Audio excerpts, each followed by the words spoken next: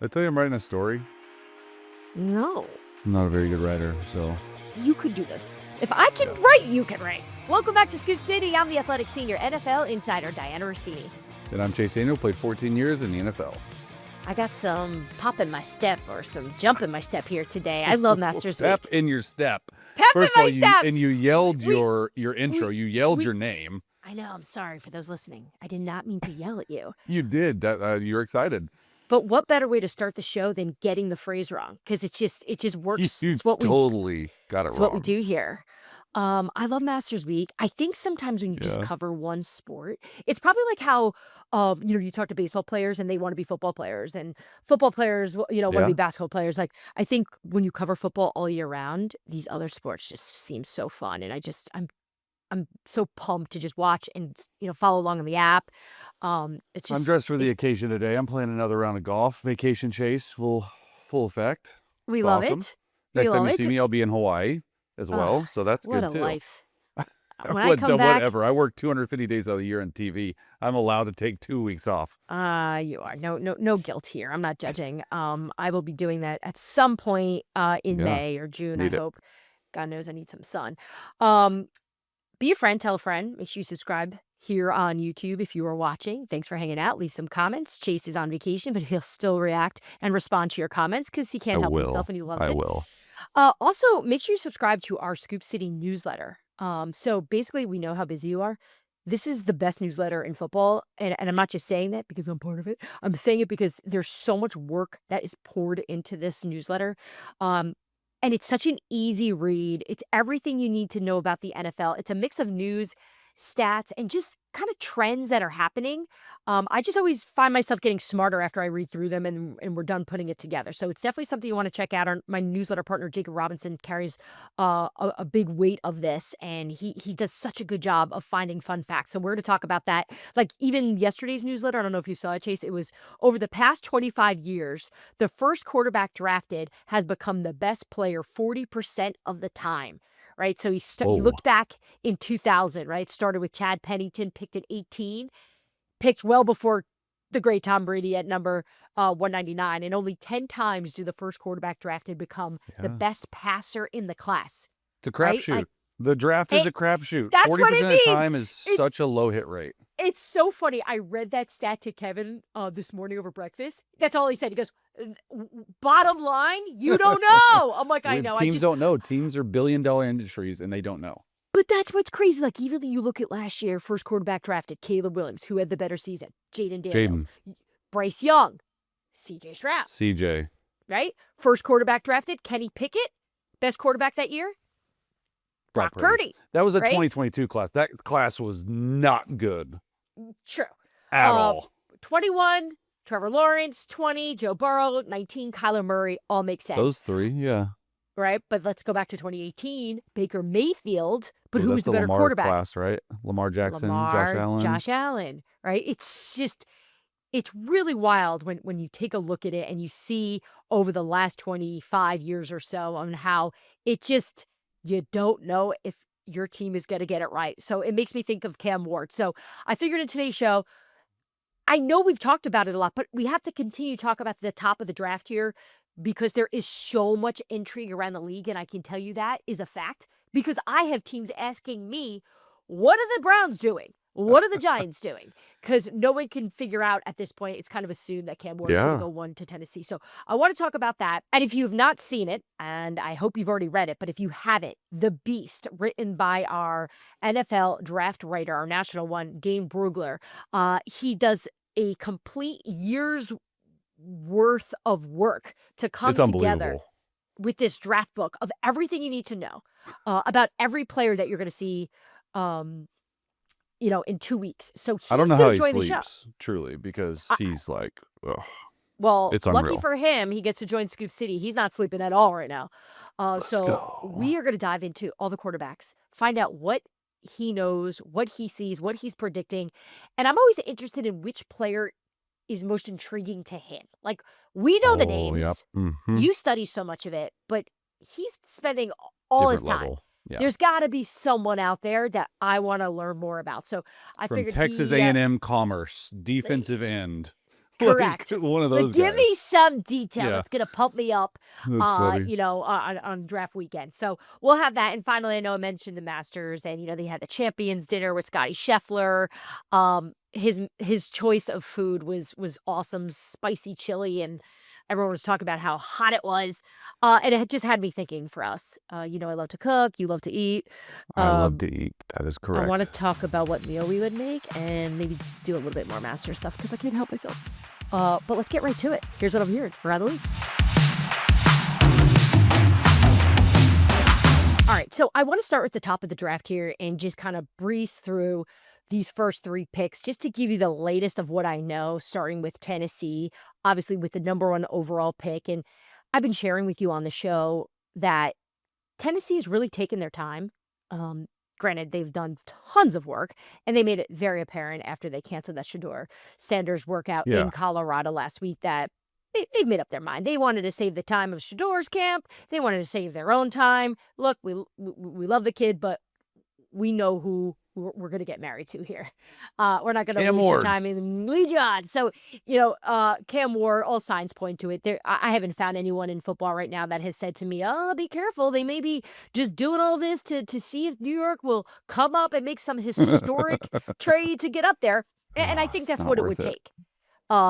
I think if anything, if it would ever get to that point, it would have to be something we've almost never seen before in terms of trying to move up. When do you If think they make that decision? Like when do you think Titans will, and Callahan and the GM be like, we're stuck at 1? Will they ever do that, or will it be like, oh, we're open, just the intrigue for you? Yeah, What do you think? I think the morning of, they'll probably Oh shut it down. wow. Like, What happened to the days of like, hey, number 1 pick, we know we're uh, going to go ahead and say it 2 days before. Remember yeah, those that happened a couple times? no, Like, we got to sell this gone are thing, the man. We days. have to, and this is the You're problem not with this fooling draft, anyone. right? And we're going to talk about this coming up here in a few minutes, where this draft as a whole just doesn't have the electricity that it normally does. And I think Tennessee's probably doing a good job for the league here of trying not to show their hand too much, but I think internally it's just everyone knows. It's like, Yeah. this is what we're doing. I'm sure their social team has already put together TikToks, Oh yeah. that would be creative to play into Cam Ward and what It's that like night's going to the be like. commissioner saying to tell NFL insiders like you to not tip picks because you guys Yeah. know before we do. Remember that? It's sort of like that. Like, it's Cam Ward. What are you doing? Just tell them. Tell the world. Yeah, it is funny. Like, you get your texts, like, from people in the war rooms of telling you, because they all know what it's usually like, I'd say 15 to 20 seconds, maybe even more, about what teams are going to do. And we'll know. But yeah, I actually understand the night of the draft not to tip. Like, I Yeah. get that. Yeah, I And get it. let's enjoy this moment. Sometimes I don't even like knowing. But I guess I have to sometimes. I have to know. It's my job. Gotta know. All right, so let's just forget Tennessee. We'll talk about them later. We don't even need to talk about them anymore. We know the situation with Cam Ward. So let's just get to Cleveland now, right? So you know that Jimmy Haslam, the owner, along with pretty much every important person that has to do with Cleveland, met with Abdul Carter, right? They made the effort to sit with him, take him to dinner, get to know him. Kevin Stefanski was not there. Kevin Stefanski went to Jackson Dart's workout, right? So to me, that tells me that if they're going to go quarterback, they're going to do something, outside of that top pick. Yeah. And they feel good about perhaps picking this best player available, whether that's Abdul Carter or Travis Hunter out of Colorado. I think most around the league think that's what Cleveland's going to do now. They're going to go best player.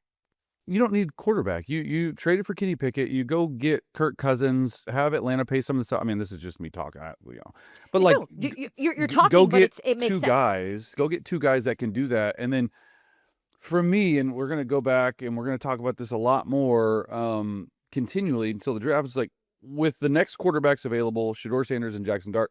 These guys aren't franchise decade players that you're going to literally have run your franchise for the next 10 years, at least right now. So if you're unsure of them, take the best player available. I'm not so sure they wouldn't take Travis Hunter, like, and pair him offensively with a quarterback like that. Like, Abdul Carter makes a lot of sense because I think positional value of a defensive end game wrecking a freaking game alongside Myles Garrett makes a lot of sense for Cleveland, but they continually go defense. Maybe it's an offense. Maybe they need a little bit of juice outside. Maybe you play him at receiver and you get 20 snaps on the inside. So in my opinion, they really can't go wrong. It's what they view The positional position. value. Like, hmm which one do you view more?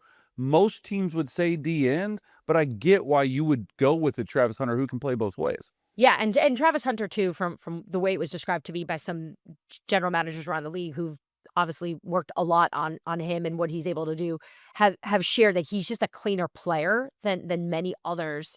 And it would make a lot of sense and be smart. Look, I think it's a win-win for Cleveland either way.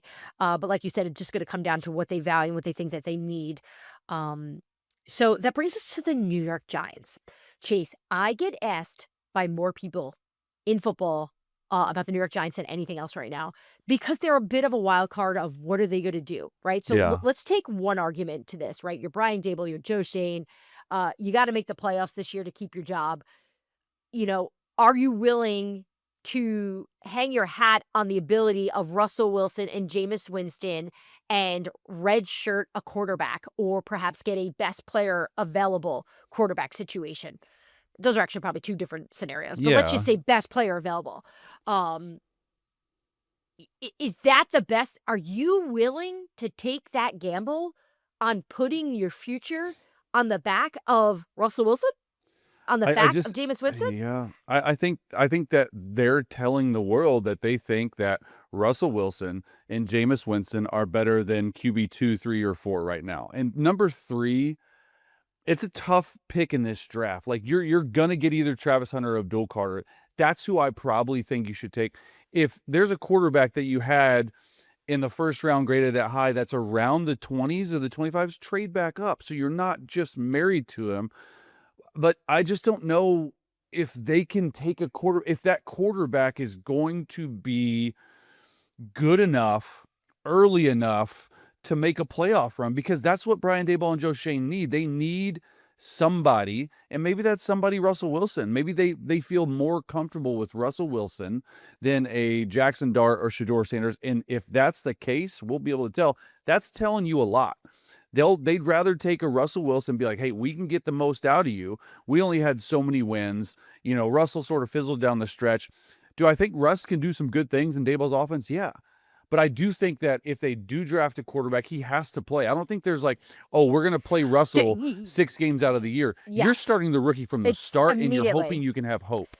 There is layers to this, you're right. But if you have Oh, to make the so many. playoffs in a division with the Super Bowl champion Philadelphia Eagles, the Dallas Cowboys, the Washington Commanders with that quarterback, and you're pinning your hopes on Russell Wilson as a quarterback, as Yeah. a recycled QB, Denver moved on from, Pittsburgh said, see Yeah. you later, we don't want you back, and 4 Jameis teams in Winston, 5 who years, I think. Yeah. can do great things for your team and score you touchdowns, but he can also score touchdowns for the other team. And look, he's a great locker room guy. It all comes together. But if that is what you think you can do, I just think that's going to be risky.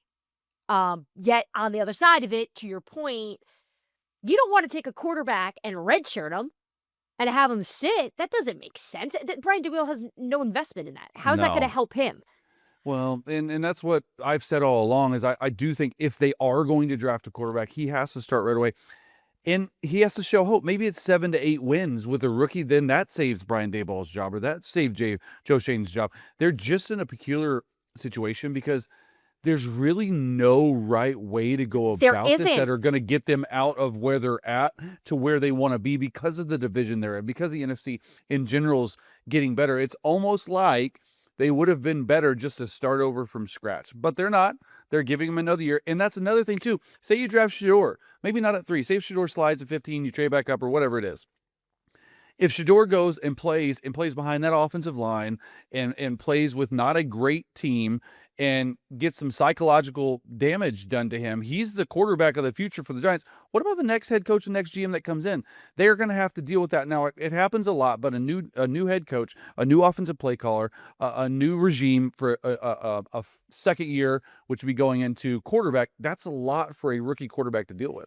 I've been taking a little poll around football in the last week or so. I've been Oh. basically asking any head coach or GM that I can get in touch with and ask them to put themselves in the shoes of Brian Daboll and Joe Shane to try to find out what they would do. And it's unbelievable how many different answers I've been getting, Oh, right? Because look at us even having, I don't know what the answer is either. You don't either. We no think clue. it's to go with Russell and Jameis, but we understand the risks that come with that.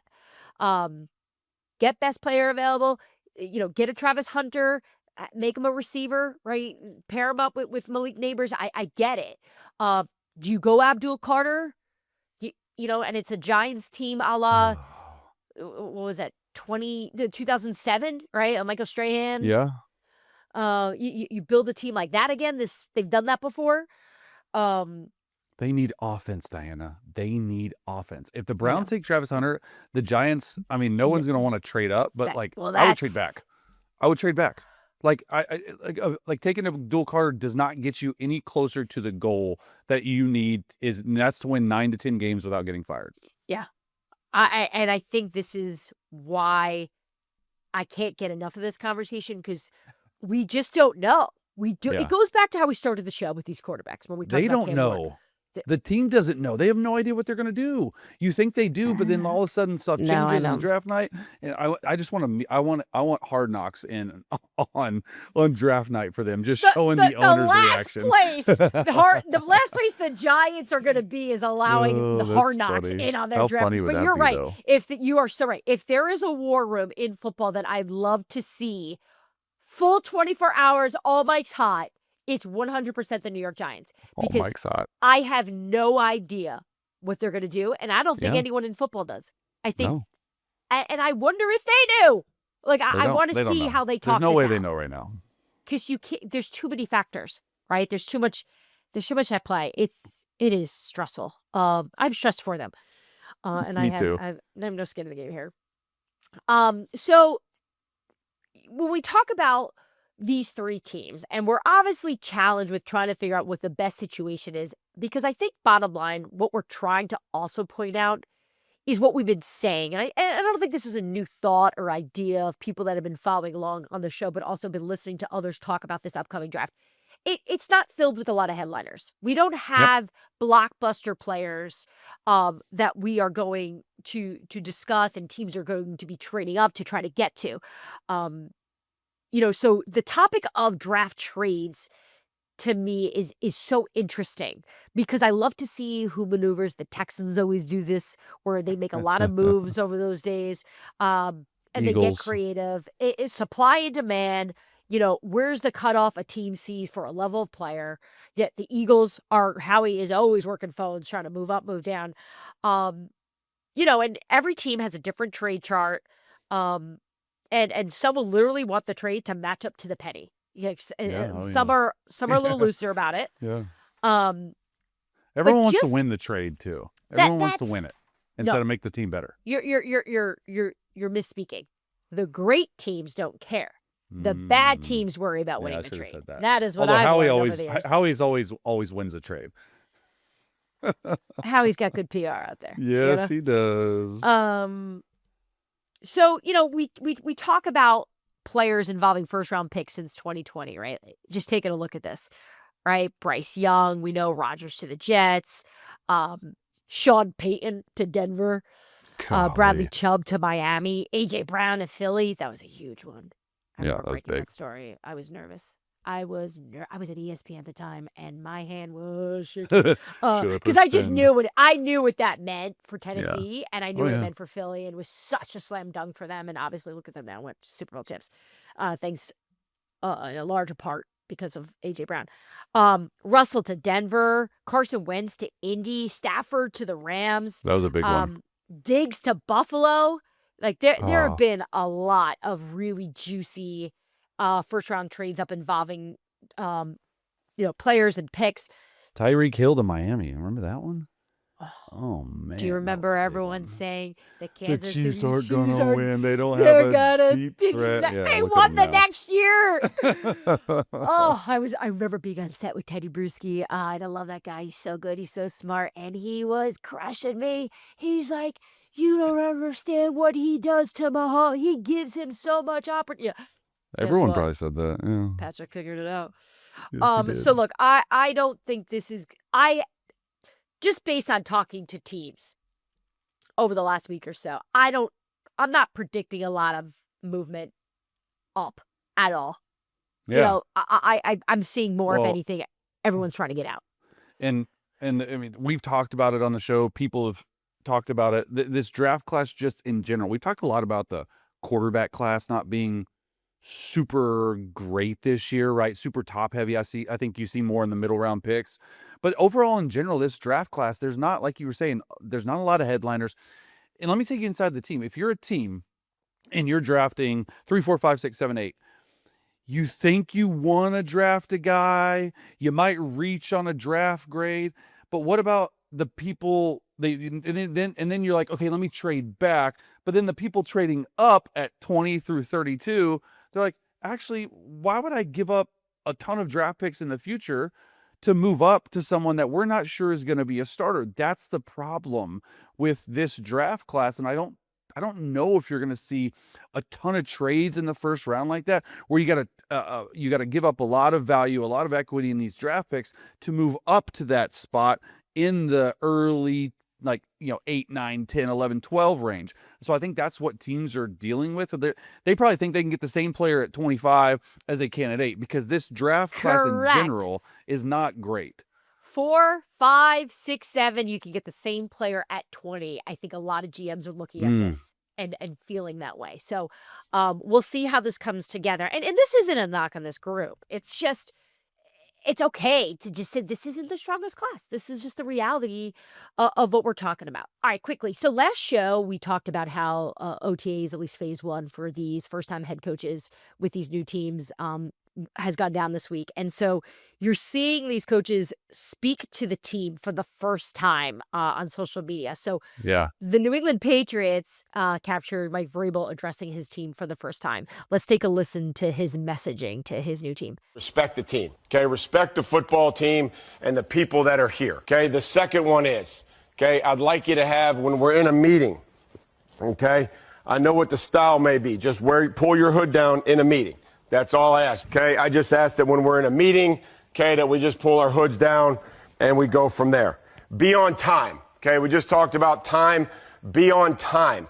And if I can't be on time, Christian, what's the easiest thing to do? You would just call, right? That's called communicate, okay? All you got to do is say, hey, something came up, okay? I'm going to be a little bit late.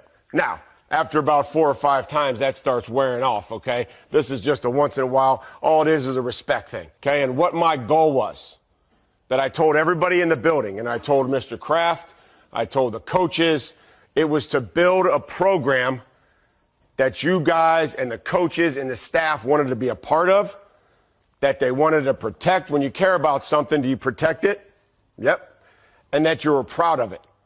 That I'm proud to be a New England Patriot. I'm proud of the way that we do things. I'm proud of the way we prepare. I'm proud of the way we practice. Okay. And I'm proud of my teammates for the effort in which they play. So that was my goal, okay, to get started. And then you're going to eventually believe in that and then start to trust it. I love it. I love it. Look, people are freaking out, and this went viral. First of all, how in the world did we get 3 minutes of unfiltered access to a team meeting? I don't really know where that clip came from, but I love it. And it's exactly what many head coaches I've been with do. They set the culture from day one. This is the first time Braves was able to get in front of the entire team and talk. And it's very simple. Like, people are like, oh my gosh, he's so... No, this is what every NFL coach does. Leave your phone in the locker room. Respect everyone around you, including the janitor staff, including everything else. Hoods down. I can't tell you how many coaches hate when you're like this and you're just like slumped in your chair. Sean Payton hated. Andy Reid was like, this is how some guys are. They're not taking those. Just sit up, take the hood off, okay? Hat forward, okay? I wear my hat backward. But like all this random stuff, like, it's the simple little things. Be on time. Dianna, this is just day one stuff. And people are like, oh, look at his, like, yeah, it's great. Was that not the case before with New England? Like, I don't get it. See, I don't think that was the case. I think Come this is a on. completely new brand of football in New England now, which is why I think it got so much reaction. I also think the reaction was coming from people of, are you kidding me? These are the things that you have to tell professional players. Yes, yeah. that is the truth. Yes. It's crazy that people don't get how difficult it is sometimes to manage this many people. Everyone's got stuff going on in their lives. It's they're not just all football all the time. Yeah.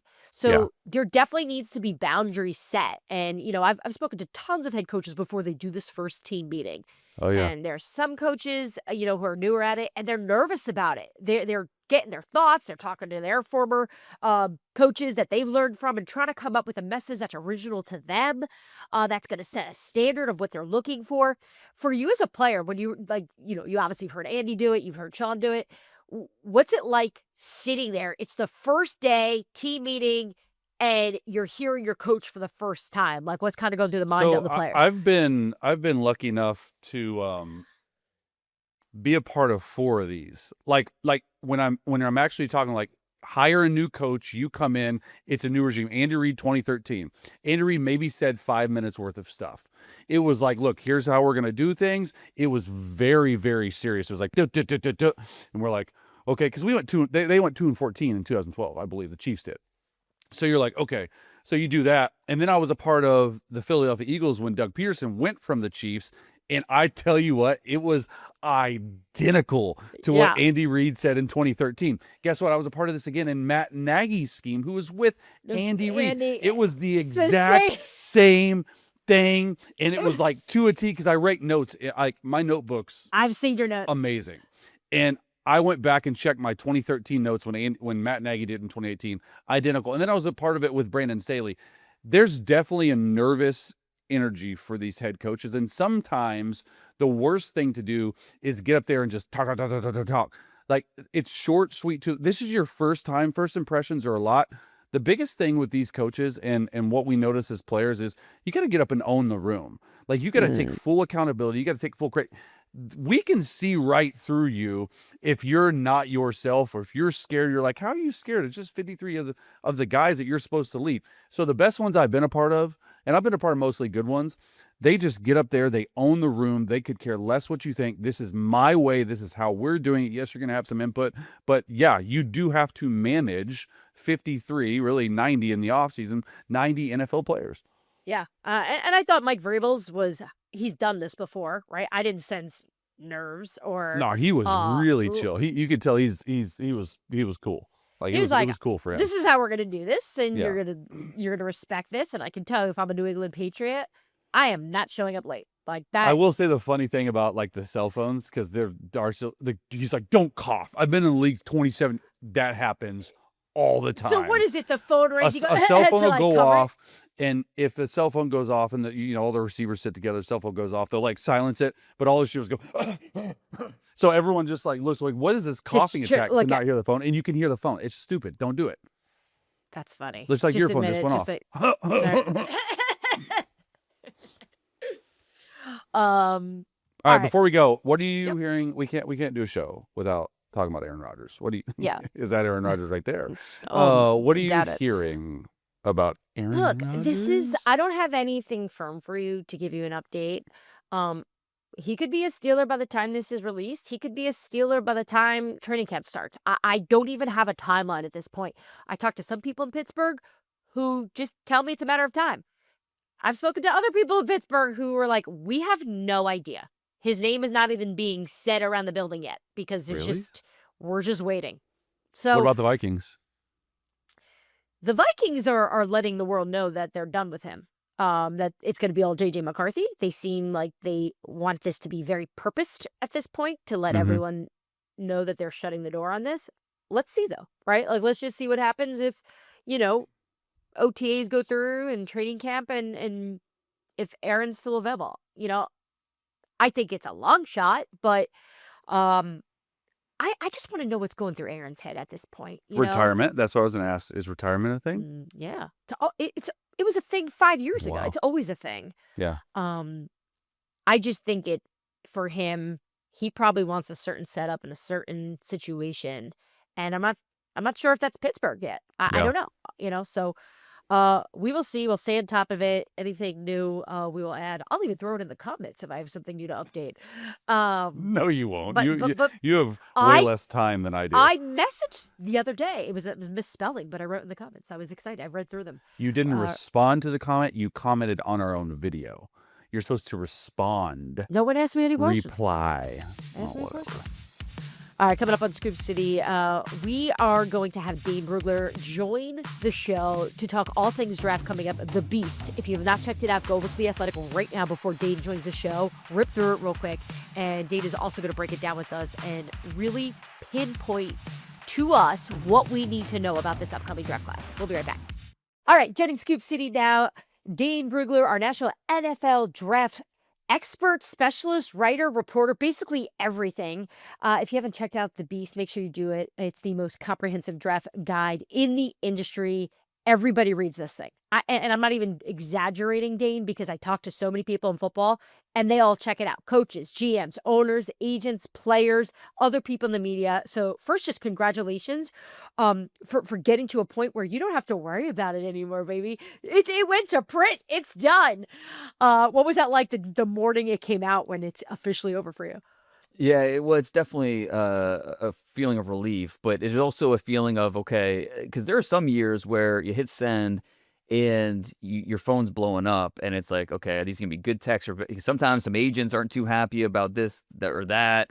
But thankfully this year it's been almost entirely positive. Yeah, the best compliment I can get is when I get a text from a team, from a scout or a director or someone says, hey, I didn't know about this from this player that until I read it in the Beast. I'm like, all right, that's awesome. That's cool. Cause that's the purpose of the Beast, is to try to be as comprehensive as possible for fans, for anybody that's interested in the draft at all. And so yesterday was pretty cool to see people get their hands on it, dive in and really, just let all the information wash over them. Well, let's stay there then, because you did so much work on so many different players. Is there a player that intrigued you personally before we really get into all the other fun football stuff? Oh, sure. I mean, there's a ton of them in this class. Like in terms of like the best stories, like there's a Georgia defensive lineman who has narcolepsy, and he has at times has to fight falling asleep during meetings, and has to fight falling asleep during games when they go late. Like things like that are just fascinating to me. And then I think the best backstory is Siobhan Revell, the corner from East Carolina, who coming into the year we thought very well could be a top 20 pick in the draft. But you look at his background, and after I got done talking to him, I was just kind of blown away by the adversities he's had to overcome. He's 6'2", 200 pounds, a really fast athlete. The athleticism's off the chart. But you go back to high school, a lot of injuries. He wasn't able to qualify academically to go to college, or to go to a Division I college. So he goes the JUCO route, and all of a sudden it's COVID. So that season's canceled. He's working at Amazon and an overnight fulfillment center, and so he worked a 10 p.m. or a 6 p.m. to 4 a.m. shift. That next day, after that, he got off at 4 a.m. A couple hours later, he's in the car with his dad going to East Carolina for a tryout. And his dad actually sent me the video of him running his 40-yard dash. And there's a coach chasing him down after the 40 to show him what it said on the stopwatch. And ECU is able to give him a scholarship. He has this amazing 2023 season where he's on the NFL radar. And I mean, Alabama wanted him, Penn State, Ohio State, everybody wanted him, but he stayed at ECU and wanted to stay loyal to that staff. And he has an ACL injury in September, and it's like, oh my gosh, like what else can this guy take? But the mental toughness, I mean, this guy has it, and so I don't know that he's going to get into the first round because of that injury, but good chance he ends up going somewhere in those top 50 picks. Yeah, now I know why my Amazon deliveries get here so quickly, because they're also really fast. Naturally, no, that is an incredible story, and I think that's why so many people love the draft, is finding out a little bit more than just the top dog. So, just before we get into specifics of the quarterbacks, just as a whole, how are you describing this draft class? Yeah, and often drafts are categorized by the quarterbacks, right? And it's coming off of last year's draft where we had 6 in the top 12. This year's class, I think, is closer to that 2022 group where Kenny Pickett went 20th, and that was the only quarterback in the first 73 picks. Now, it's not going to be quite that drastic this year, but we very well might only have one quarterback in the first 15 picks. It's very possible. And so we feel pretty good Cam Ward's going to go number 1 to the Titans. I think at the Combine, it became pretty clear Cam Ward's going to be the number 1 pick. It was just a matter of, okay, do the Titans with first-year general manager Mike Borgonzi, do they stay and stick and pick? Or are they going to take a trade with the Giants or whoever else looking to get up to number 1? Seems pretty clear they are ready to go that route, go with Cam Ward.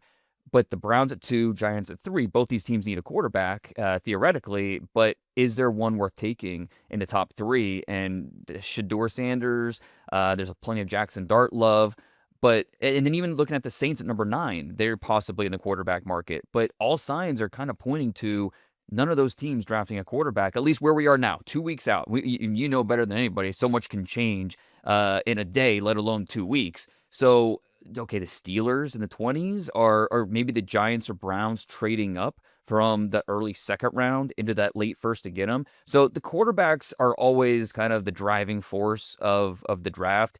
This year, it won't be any different. It'll just look different than especially what we saw last year.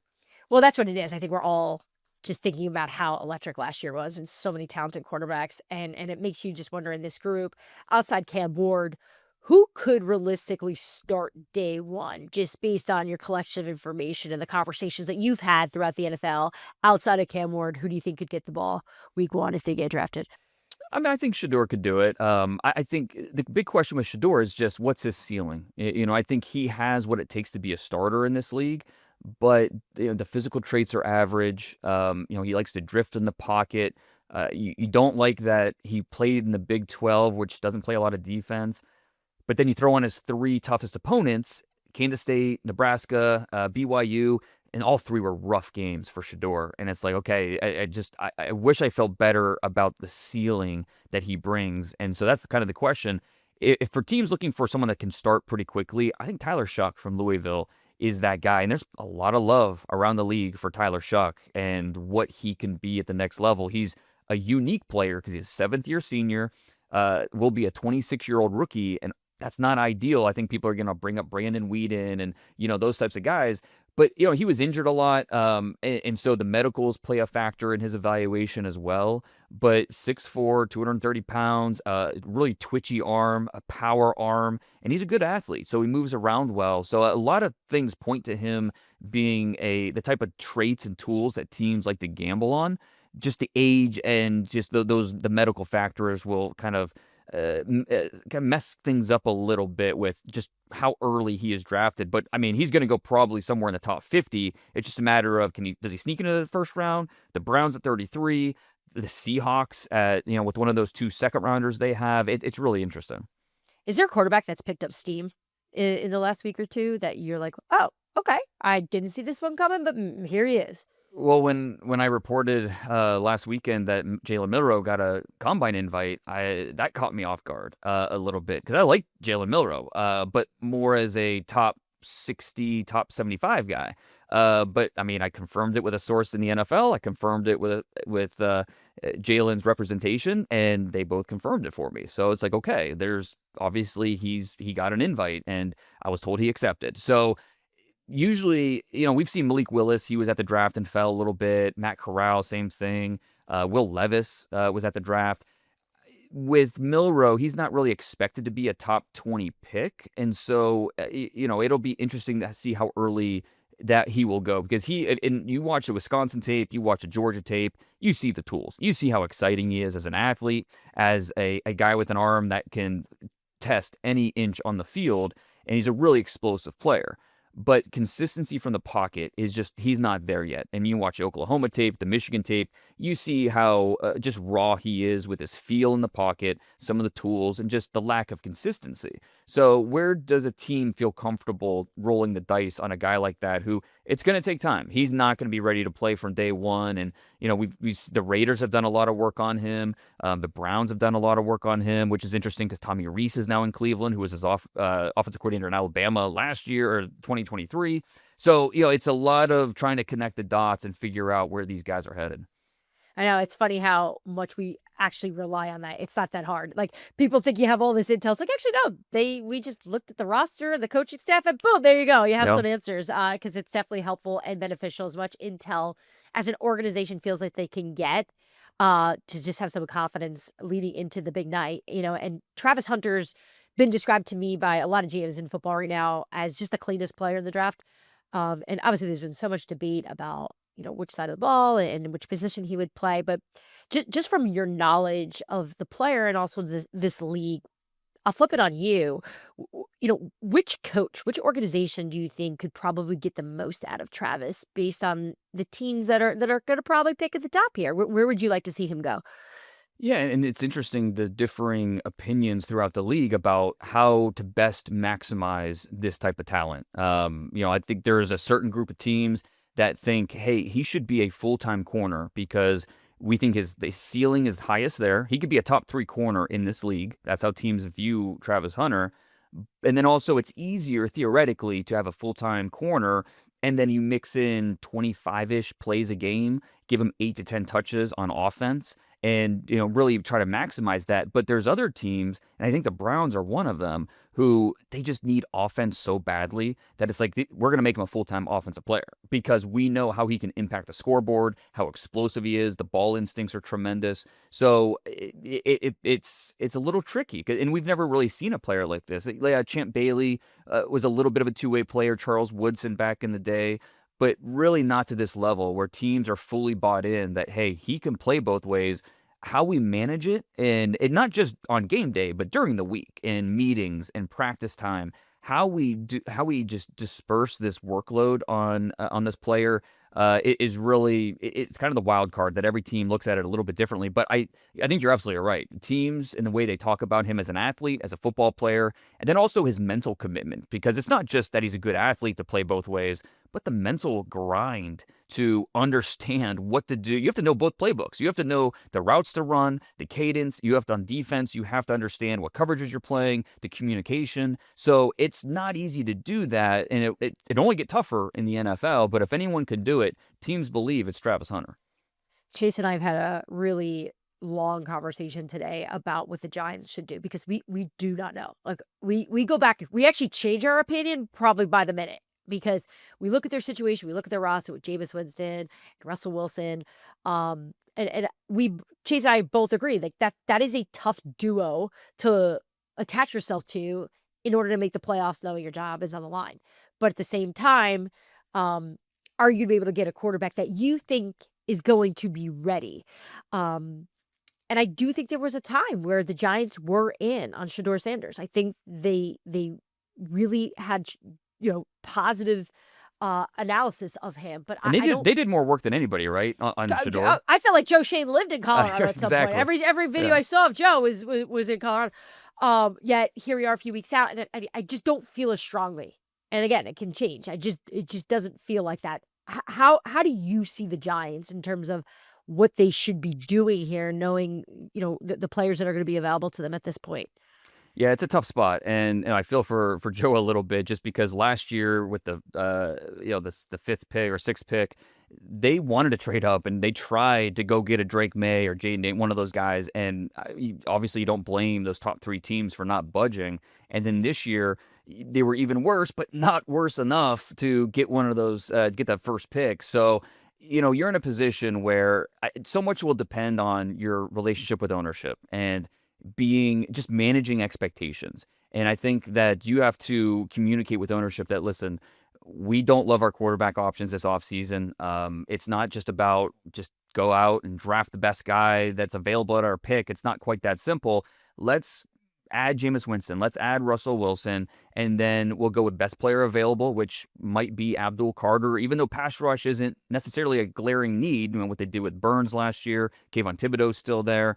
But I think in the top 3, you draft players, not positions. And I think if you have a chance to come away with an impact guy like Abdul Carter, that to me makes the most sense for the Giants. But then, okay, we still want to get a quarterback. So they've done a lot of work on Jackson Dart, who theoretically you don't want playing in year 1. You want to develop him and bring him along at his own pace.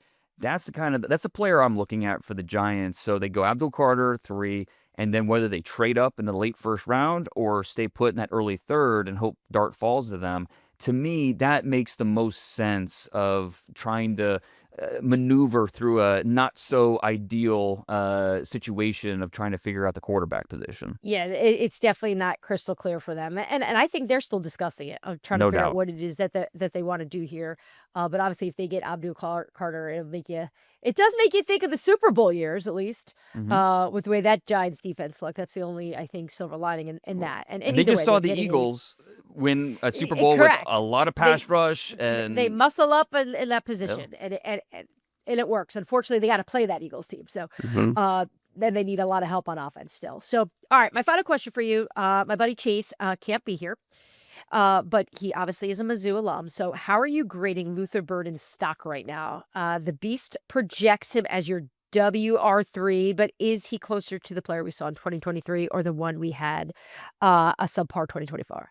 Yeah, I know, and that's a good way to set it up because in 2023 he had over 1,200 yards, 9 touchdowns. He was an All-American, and then this year he was still good, but that production was cut in half. And so, and it's not like he lost his quarterback. The quarterback was still there. The offense was largely intact. So, okay, what do we make of something like that? And I think with Burden, he's not as polished as, say, Emeka Ibuka from Ohio State or some of these other receivers, but I think he has more impact potential. He has more upside, especially the best thing about Luther Burden is what he does with the ball in his hands. And so, whether it's a crosser, whether it's, these different underneath routes designed to give him catch and run opportunities, but he also showed on tape that he can win downfield. So I think he's a guy that's dangerous with the ball in his hands. He can win vertically. He's almost like a running back after the catch. So I think somewhere in that late first, early second, as long as you feel good about the person, the character, and say, okay, he's really going to maximize this talent that he has, I think you're going to get a really good player. And so this receiver class is not last year. We don't have Malik Neighbors. I think we have a Brian Thomas, in my opinion. But there's still some good receivers in this class with McMillan from Arizona, Matthew Golden, Texas, Ibuka from Ohio State, and then Luther Burden, who is maybe a little bit unpolished compared to these other guys, but I think he has more impact potential, which will appeal to a lot of these teams. Chase is smiling. Complete the sentence. On the Monday after the draft, Dane is doing this.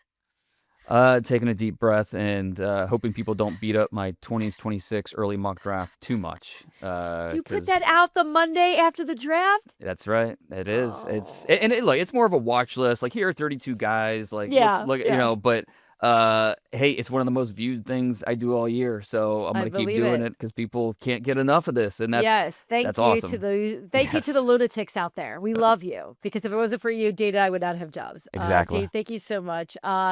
Make sure you check out the Beast over on The Athletic. Subscribe to The Athletic if you don't already. People try to snag his stuff, those aggregators. Don't let them snag it. Go purchase it. Check it out if you are a subscriber. Of course, it is for free. Still to come here on Scoop City. The Masters. It's Masters week.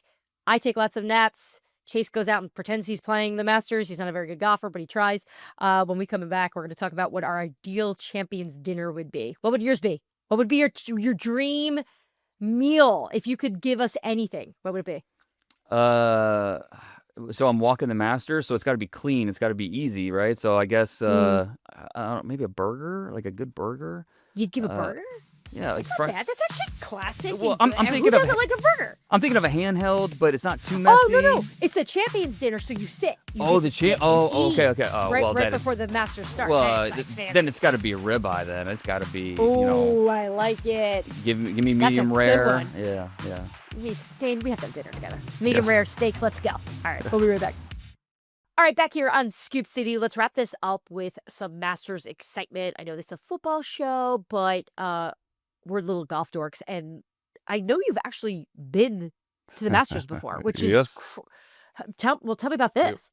It's amazing. It's one of the coolest events that I've probably ever been to. And you know what made it even more, what even made it better is, so 2020 COVID happened, right? Pandemic shut down the world. I believe in 2021, I got to go back and check. It seemed 2021 or 2022, that was the first year they allowed people back on the course. Well, they only allowed like 20% of the normal capacity. That was the Masters I went to. So I could go up to a rope and just stand there. Like, I'm talking like, you see as many people as you take 80% less than that. And then it was a one of a kind experience. You know, a lot of people don't understand. So obviously it's hard to tell on the broadcast, which they do a great job with the broadcast, it is very undulated, which means the course goes up and down. It is very difficult course to actually walk, and these guys do Huh. it 4 days in a row, but it's very hilly. Like 18 and 10 like it looks flat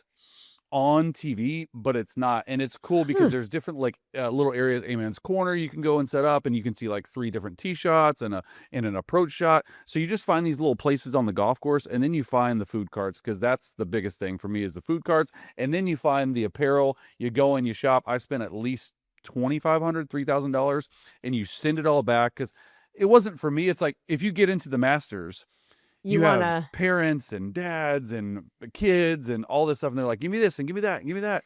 So it's like one of the coolest. You I can try to totally find a garden gnome. That's what I was Oh. trying to find. I couldn't find it. So They're I very missed out hard on to an find. opportunity. My neighbor Toby texted me yesterday, was like, "Hey, I'm at the Masters. Let me know if you want anything." And I was A like, "No, I'm garden good." gnome. It's very difficult to find. All right, I'm gonna text him after the show and ask him for a garden gnome. But also, I should probably just ask for like a T-shirt too, right? How dumb am I to not Yeah, I say should I have want worn something? this. I bought like 3 or 4 polos, and I bought 3 or 4 t-shirts. I bought like a Masters glove. I don't know. I don't even know where the half the stuff is, but it was cool when I bought it. Yeah. So you mentioned the food, right? So it's ridiculously cheap there. Their menu is ridiculous. The egg salad's $1.50. Their pork barbecue is $3. Their sodas are $2. Wine $6. I'd be hammered. These prices are so cheap.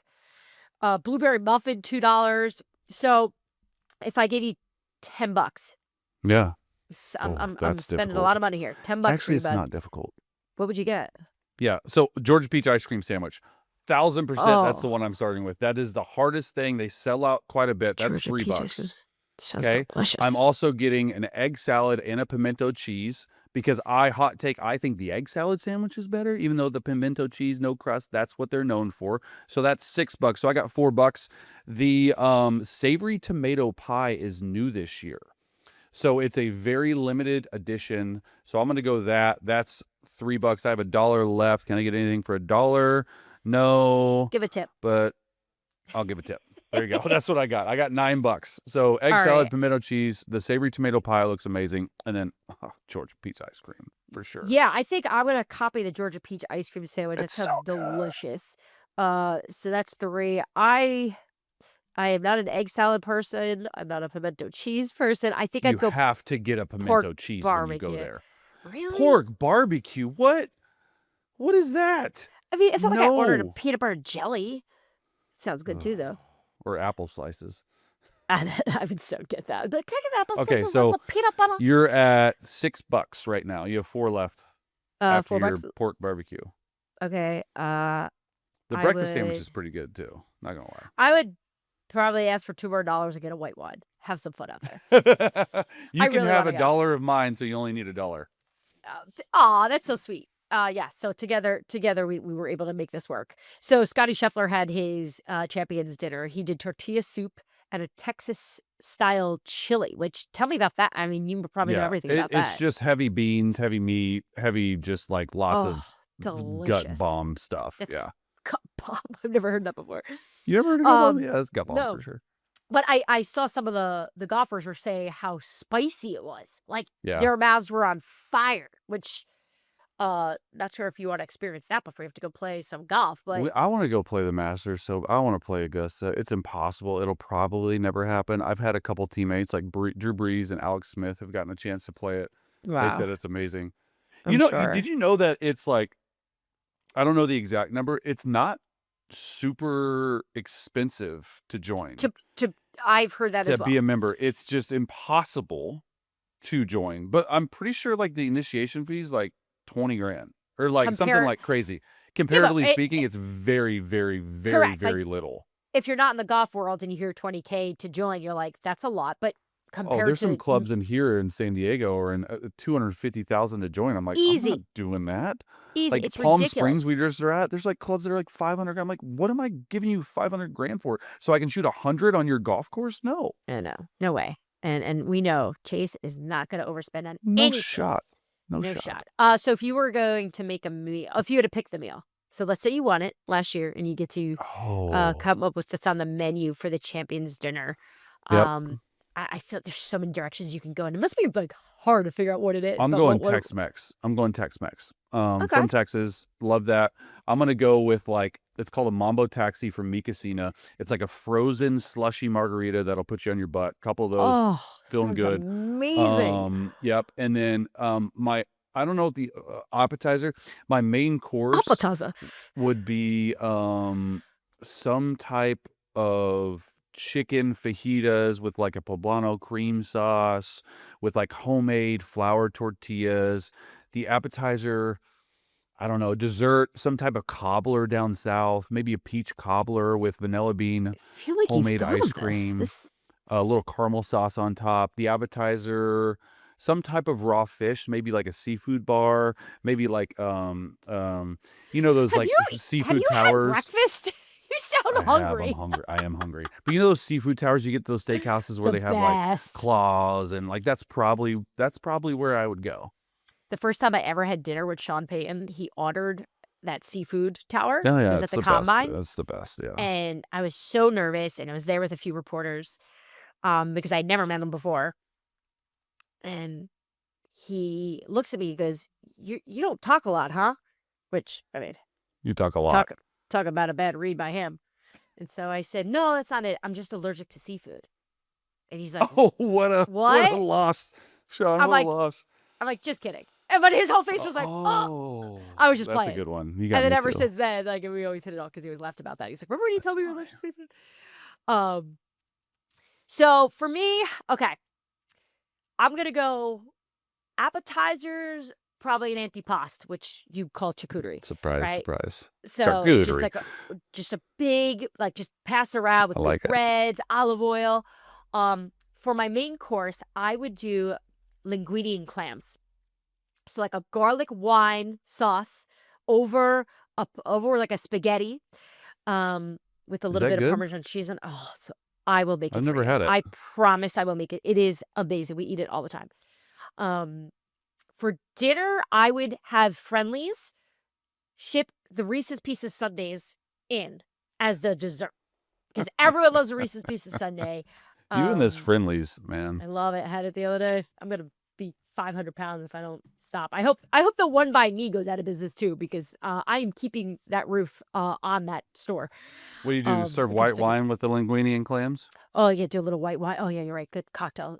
Yeah, I would do white wine with the linguine and clams, but definitely a cappuccino with the dessert with the sundae afterwards, and then maybe a dessert wine to just wrap it up at the end. A little port wine. I like it. Little port wine. Okay. And why not shots of Fireball before we go to Oh bed? my God. Okay, that's where you lost me. It was a really good meal until that.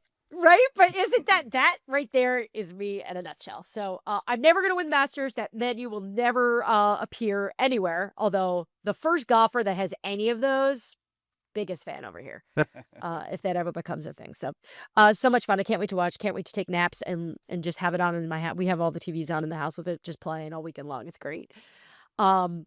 Look, we're getting close to the draft, my friend. So next week we'll juice this thing up. We'll get some more intel, more information, and we'll see if we can learn more about Cleveland, learn more about New York. Because as we get closer here, we'll find out more info. You enjoy your golf. Try to go out there and pretend you're playing Augusta, even though, it's not that close to it. But that's Just okay. hit them straight. All right, guys. We'll see you next time. Bye, guys. Tag me next time. Thanks for tuning into Scoop City. If you want to hear more, make sure you like and subscribe. We drop our new episodes every Tuesday and Friday.